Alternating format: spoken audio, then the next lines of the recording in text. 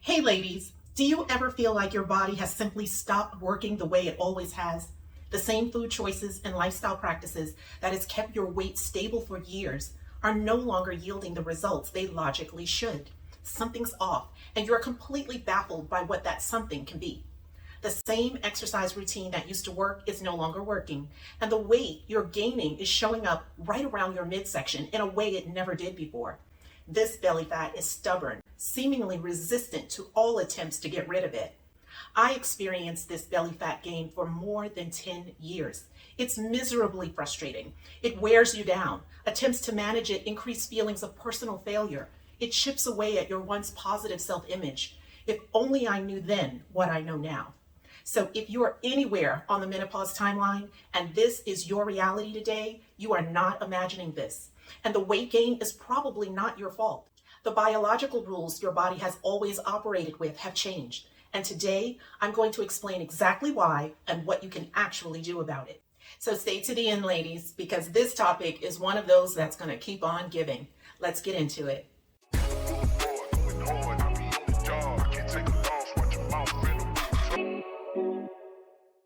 Hi, I'm Kathy Bracken, and welcome back to my channel. If you're new here, welcome. I appreciate each and every one of you taking time to drop by and hang out with me for a bit. Please don't forget to subscribe, tap that notification bell, and give the video a thumbs up. Your support this way allows me to continue creating my unique brand of self-improvement content aimed at educating, empowering, and inspiring positive transformation in you, the viewer. This is video 3 in our Menopause and Metabolic Health Series, and today we're talking about one of the most frustrating and universal physical changes women experience in the menopause transition: belly fat. The weight that shows up in the middle, refuses to move, and seems completely unresponsive to everything that used to work. And as always, I am only here to educate, not to replace the conversation you need to have with your healthcare provider.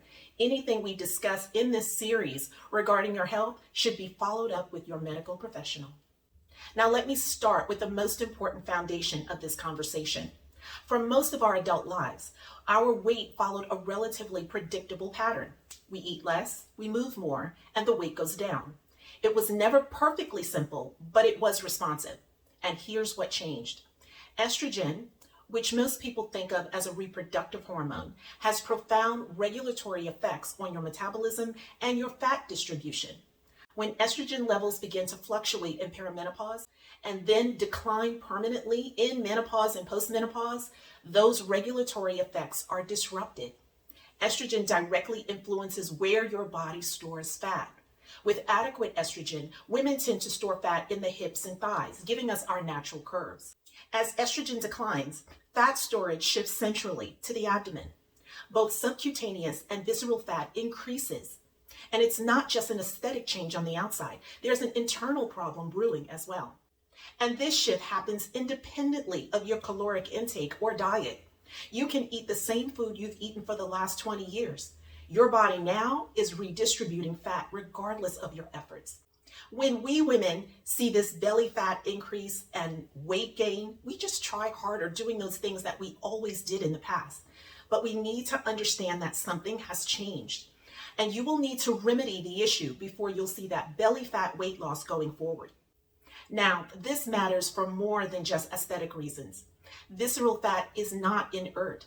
It is metabolically active. It produces inflammatory compounds. It drives insulin resistance. And it significantly elevates risk for cardiovascular disease, type 2 diabetes, and metabolic syndrome. This is not a cosmetic problem. It is a metabolic health problem. And those are two very different conversations. Now, the second thing I want you to understand is the insulin resistance connection, because this is the central mechanism driving menopause belly fat. Insulin is the hormone your body uses to move glucose from your bloodstream into your cells to be used as fuel. When your cells are insulin sensitive, this process is efficient. When your cells become insulin resistant, glucose cannot enter as easily, so your pancreas compensates by producing more insulin. More insulin in the bloodstream promotes fat storage, especially visceral fat, and it suppresses the body's ability to access stored fat as fuel. Here is the critical connection. Estrogen enhances insulin sensitivity. When estrogen declines, insulin sensitivity declines with it. This is a direct, documented biological mechanism. What this means practically is that the same carbohydrates your body processed efficiently at 35 may now trigger an insulin response that promotes fat storage rather than energy use. Weight management strategies that worked before, moderate caloric restrictions, moderate cardio, may now be insufficient because the underlying insulin sensitivity has changed. This is not a willpower problem. It is a metabolic health problem. Now, let's talk about what actually moves the needle forward, because this is the part most women are not getting. The first thing that needs to change is your approach to exercise. Cardio alone is no longer sufficient. Resistance training, building and preserving muscle, is the cornerstone of metabolic health management in the menopause transition. Here's why. Muscle tissue burns significantly more calories at rest than fat tissue does. Menopause accelerates muscle loss.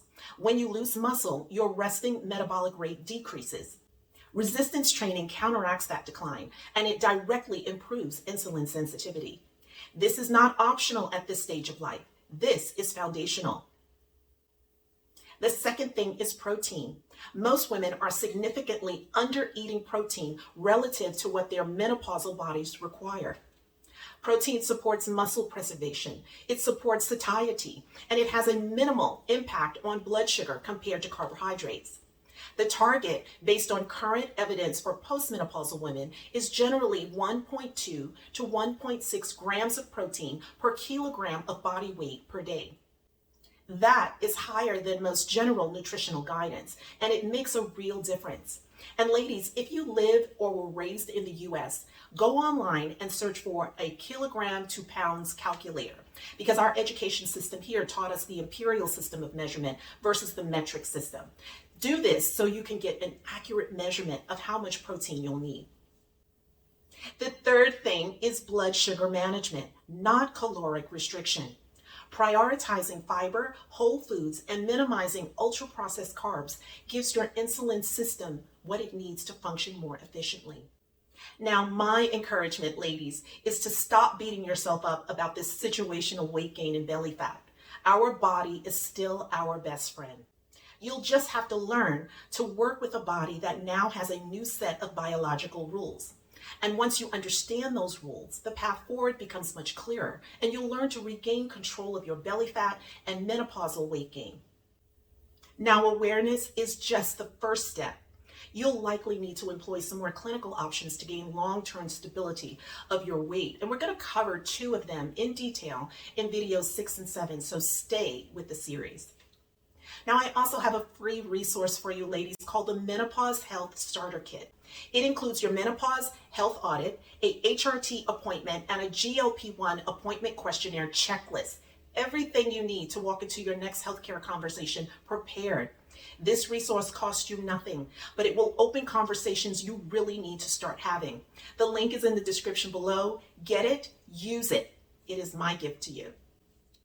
Now, in video 4, we'll be tackling one of the most frightening symptoms of the menopause transition, brain fog, and giving you the biological explanation your brain has deserved for a long time. We love our brains, ladies, and it's time we start showing our brains a lot more love. Don't forget to subscribe, tap that notification bell, and give this video a thumbs up.